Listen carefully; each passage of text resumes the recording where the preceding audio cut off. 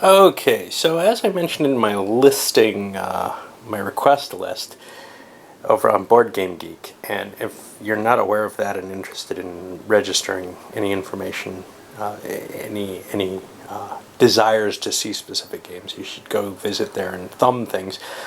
This is the Company War. This is a game that I consider a good for you game, as my loyal viewers who or not so loyal viewers who just wander in. It's not very well known, but it's got some very interesting little concepts in it. It's not one of those games that you're going to see people raving about usually, but I think there's some interesting stuff to look at here. People aren't looking and thumbing on this because it is so not particularly known and not tremendously highly rated or anything. But the simple strategic game, at the very least, and of course I'm going to play the full-blown thing, is actually a really good two-player space game that comes up with a certain kind of strategic situation that I haven't seen another game really handling very well. Probably the closest thing is something like Victory in the Pacific, although I think this actually captures the naval warfare aspect better than Victory in the Pacific sort of does, in some ways. We'll see why. Okay.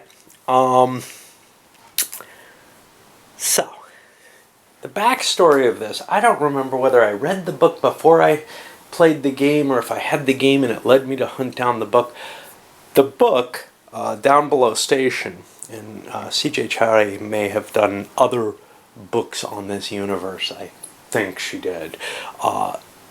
In a way, is a tribute to H. Beam Piper and his Fuzzies stories. It was an enjoyable story, as are the Fuzzy stories, and especially are a series of stories that was written by someone else, and I don't remember who, as another Piper tribute, which was called Fuzzy Odyssey, which is stories from the Fuzzies' point of view, which is really kind of cool. Here they're just sort of a minor player in the one place, Down Below Station. I don't even remember which one it is. I think it's Pell, but I'm not certain. I don't know. It's listed in... There's significant information here in this little booklet here. It's got some advanced rules in it, but it also has a lot of background information that's not really covered in the stories for the most part. It's sort of stuff that I think she was using perhaps to write other stories. The situation is there's two major... I haven't set up the merchants yet. Oh well. There's two major powers at war. One is the Maziani fleet or something like that. I don't know what it's called. Let's see what they are. Maziani. Who are named after their admiral or whatever. This is Old Earth's fleet. Now, Earth apparently tried to inflict taxation on these new colonial planets. They revolted, especially once they had the Faster Than Light design, and, well, managed to largely be defeated by this union of planets. Now, that's going to be this force, the Union Force. In the books, the Old Earth fleet, I think, is sort of seen more as the good guys, and the Union is seen as the bad guys. Although, obviously, Earth's desire to form an empire out of its colonial territories paints them in kind of a bad light. That wasn't really covered too much in the stories. And they're all humans. There are some extraterrestrial intelligence, for example, the Fuzzies, but all the spacefaring things here are humans. This just handles a certain strategic situation, a slice in this long war.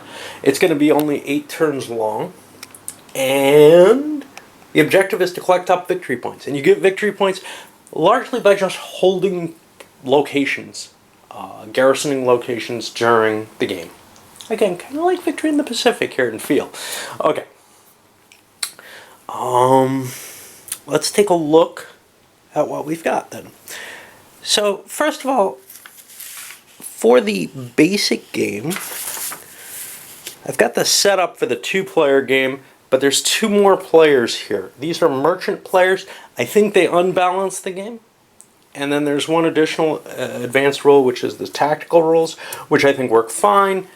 They were kind of a sad point for me because both the rule book and the source book material and the actual novel contained all this really interesting thoughts on how coming out of hyperspace you have to bleed off your speed, you have to do all this kind of incredible maneuvering. Well, none of that's covered in the tactical game. The tactical game is a very simple little move around and fire at each other, and it's really almost not worth playing, but I'm going to use it in here because in some senses it adds the idea of carriers and their little fighter ships, and it also adds some other light ships, these dart ships, which are too small to really dominate a space, but can aid in the fighting. Okay, so the sequence of play is kind of interesting. Essentially, you draw for chits or roll dice or something to see who goes first, who goes second, whatever. And with 4 players, you kind of have to use chits. And I lied there. The 2 military players, I believe, have to move first in the advanced game. We'll see how this is.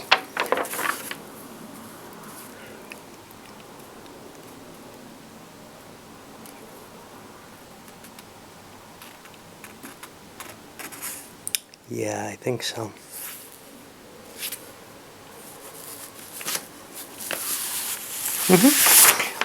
The Maziani player has a +1 on his check to see who goes first.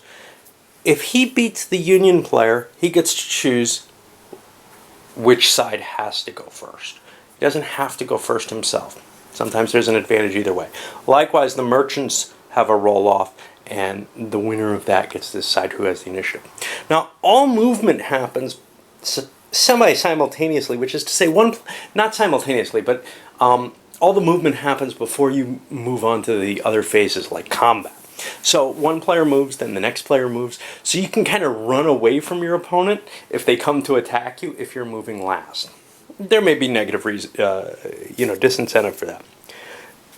Then you go to combat, repair, and then some administrative type stuff at the end of each turn. And you're going to collect victory points on each turn for things you do, and you also get victory points for killing the enemy. Okay. Movement is interesting in this game. It uses dice. You roll a die to see how many of your ships you're allowed to move. Okay? And for the military players, you're allowed to move infinite across the board, as long as you don't enter a space with an enemy ship. If you enter a space with an enemy ship, you must stop. But remember, if that enemy moves second, they can run away from you after halting you, so they can kind of screen you that way. There's different symbols on the map to indicate different movement. Now, these solid lines, anyone can move on. These kind of dashed lines here, see them. Only the military players can move on them. Okay, that's most of the board. There's a couple other types of spaces. Here, this is only the Union player can move along here. And then, and this is really annoying, these little dots. Now, they're easy to see with the camera in comparison to the dashes. But for my eyes at this distance, it's tough to see. And you can kind of see here, I can't differentiate through the camera lens. About there I can start to. Those are only available to the Maziani, which is the red player. The red player has some additional units. They have these garrison units, which they're going to use to get their victory points, really, because they have to station troops in the space stations, which are marked here. Some of them. There are different space stations which have different alignments. Earth is aligned, or Maziani, with Viking, Pell, Mariner, Russell's, and Pan-Paris. The Union's aligned with the rest of these down here. Galileo and Bryant's are not aligned, and they're actually worthless. Okay, so the way combat works in the basic game is once you're settled into a space, you fire at enemy ships one at a time. This is all simultaneous fire, and you're going to be rolling. Let's see if we can get some numbers here. You have 3 numbers there. Now the first number is the attack factor. The second is the screen or defense factor. I've lost track of my counters. Second is the screen or defense factor, and the third is the movement factor, which is only used on the tactical map. The base combat is you roll, let's see,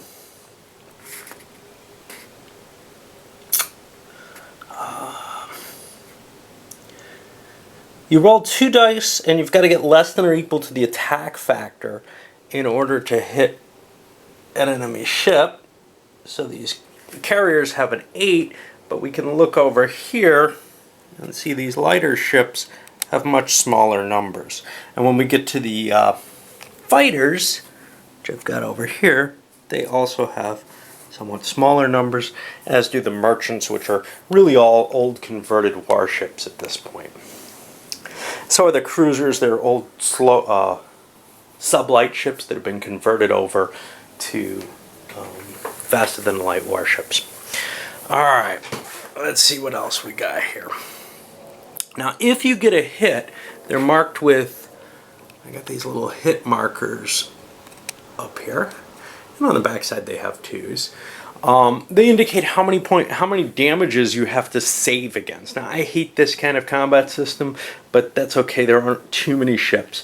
You roll a single die. Yeah.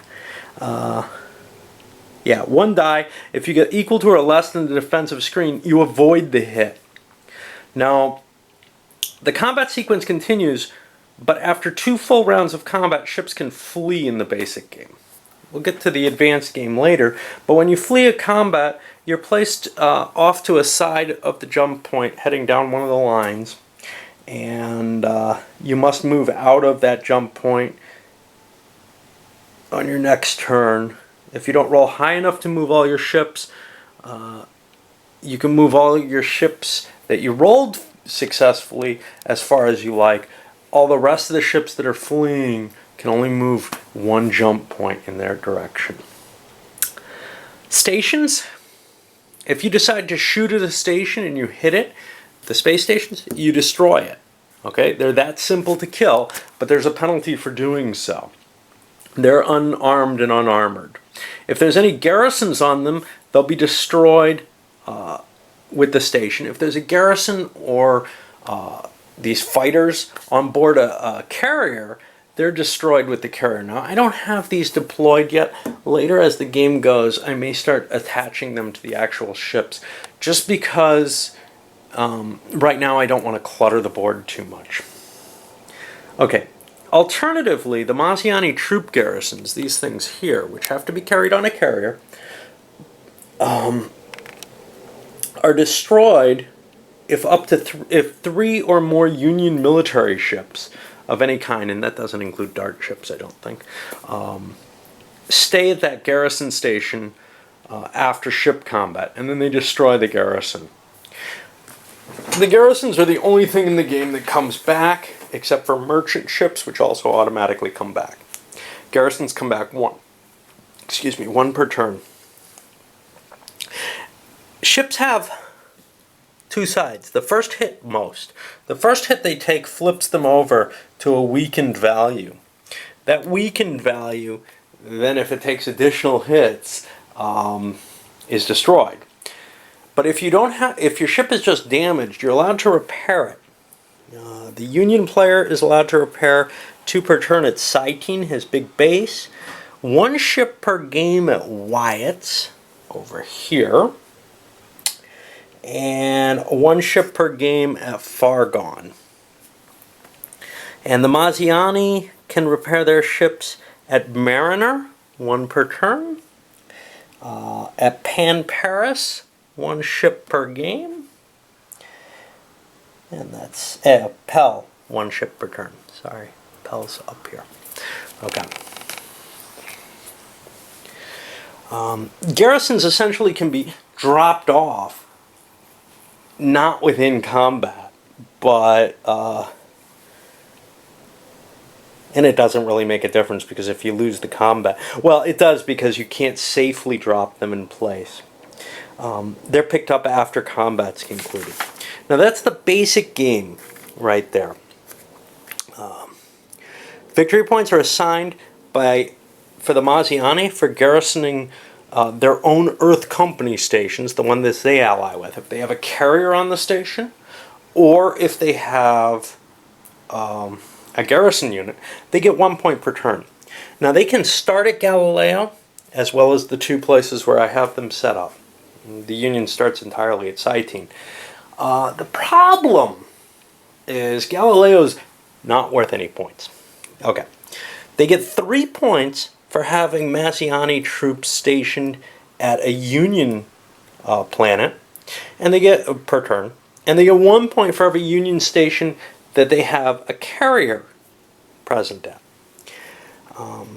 They also get points for killing Union ships, 1 for cruisers and light cruisers, 3 for light carriers and carriers, 5 points for the special heavy carrier Janus, which I believe has more than one little fighter thing. And likewise, the Union gets points for killing the garrison troops. They get 1 per turn for every Union station that's not garrisoned in any manner by the Maziani player. So the Maziani have to attack the Union, basically, or the Union will be collecting more points than the Maziani can possibly do. The Maziani can only collect 1, 2, 3, 4, 5 per turn.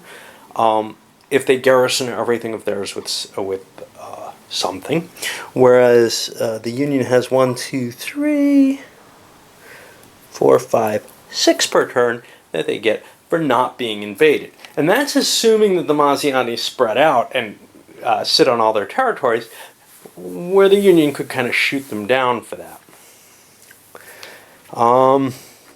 They also get points, 4 points for every carrier, 5 for the Norway, 5 for the Europe, which are slightly larger. Actually, they're not even larger. In the book, they're just souped up carriers, as it were. Alright. You lose 10 points for any stations you destroy. And you cannot shoot at a station at all if that would give you negative victory points. Now, victory points are the way you win the game. Now, let's keep looking. 3 and 4 player version, which we're going to play and I haven't set up yet. We have 2 merchant players. I believe this is the Earth Company, right? No, this is the Union, the blue. The yellow is the Earth Company. They're each going to get their 10 ships on stations aligned with the side that they're on. And we've got some additions to the rules in terms of delivering supplies, which happens kind of in all that administrative stuff, so it's not really a big deal. We also have that the 2 merchant players will go after the military players. I believe. That's not very well defined here, but it appears to be what they mean. Okay, so merchants are able to pick up supply if they're in a station of the proper type. So for example, if they're in, let's say a Union can pick up one of these chits if you're in a Union station per turn. Doesn't matter how many merchants you have in that space. Each space station can give you 1 chit per turn. You can load it on a ship and I think each ship can only carry one, and it'll have a name on it, which is where you have to deliver it to. Now, I don't think you can pick up something from the same station that you started at, but I'm not sure about that. The only restriction is you cannot pick up supplies if Maziani troops are sitting on that station. Something I didn't mention about the big fleets, the military fleets, is once per game they're each able to do this military assembly. And the merchants have an equivalent to that. Although it's different. The military assembly for the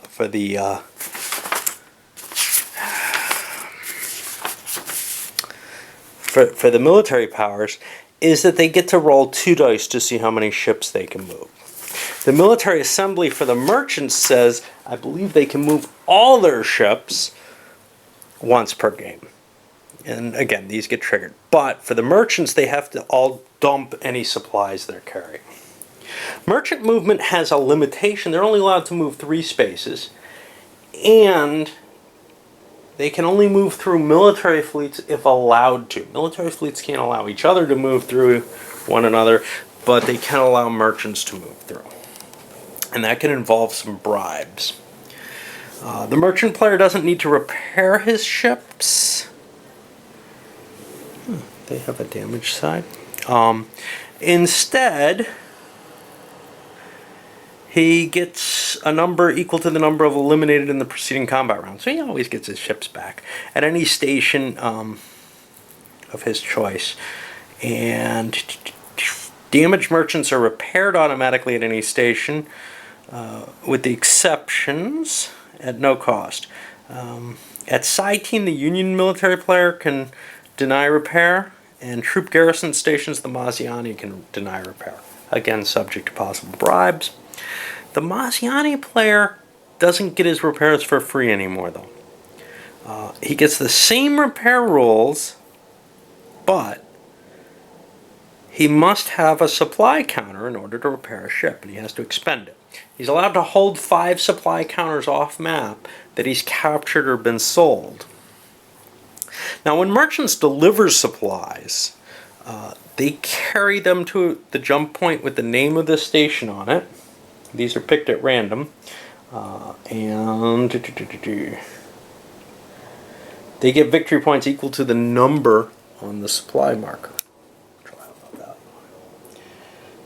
If the supply station is destroyed, its markers are removed, so it will not have any more destination markers.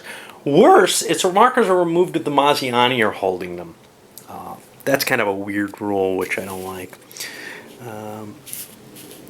You can cut deals where the merchant can negotiate with the Maziani in order to give them supplies or victory points. You can cut deals to give victory points to one another. If you cut a deal for victory points, it is a binding deal. Any discussions without victory points are not binding.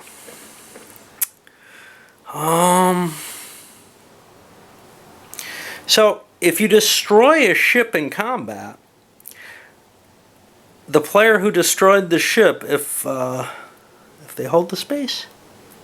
Yeah, if they hold the space, is able to capture the supply counters, which is very valuable for the Maziani, but also for merchant versus merchant combat. Remember, there's 2 merchant players here.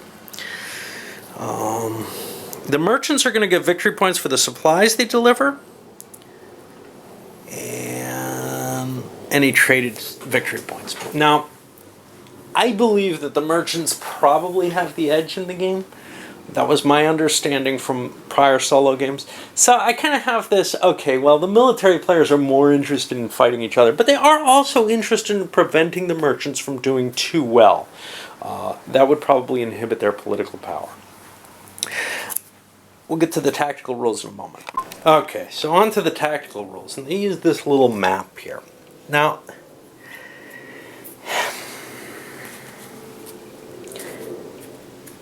first of all, it adds these dart ships, which are just little space-capable ships. That's fine. And it adds the riders, which are these fighter type ships.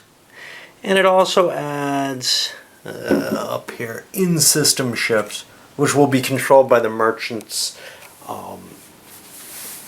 to help them influence battles at stations that otherwise maybe they wouldn't be able to have much influence in. These are not powerful ships, though. If you look at their numbers, 404, they're not going to strongly affect any battle. Okay. Now, you roll a die for how many in-system ships there are going to be. And the merchant who controls or who stands in for that particular side, so like either the Union merchant or the Earth merchant, I think that's Earth Company merchant, will have control of those ships to kind of use as they like. And there could be a bribe made in the middle of that use. If there's a star base or whatever, it's placed in the middle here in the X spot. Remember, those things are unarmed. Okay, now the in-system ships, well, you if a warship docks with the station, the in-system ships cannot, they just disappear after that. They've been threatened.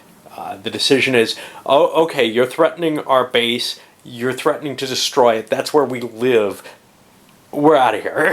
We're not going to fight anymore. If a merchant makes it in there, then they're safe as long as the system, starbase or whatever, isn't destroyed. And you can't use system ships to attack the other merchant player who's trying to deliver supplies. You can use them to attack him if he's involved in a naval battle or something. Stations garrisoned by Maziani trooper ship counters still roll for the in-system haulers. The merchant can't use them against the Maziani in that case. If a station is garrisoned by the Maziani, however, the merchant is the one who controls the ships. They just have the option as to whether or not to use them to help the Maziani. They can't use them against.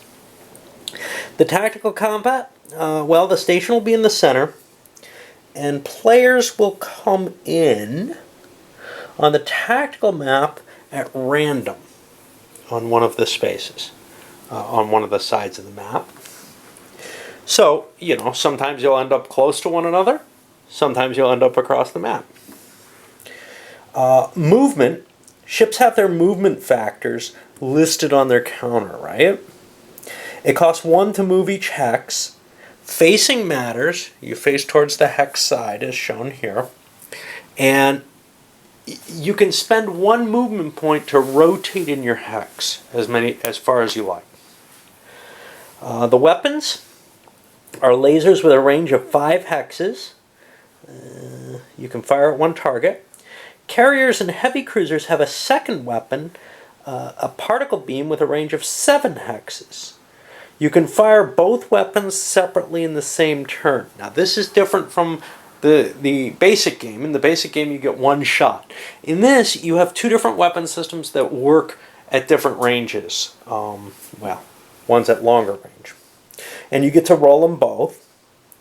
But you may not fire at 2 different targets with them.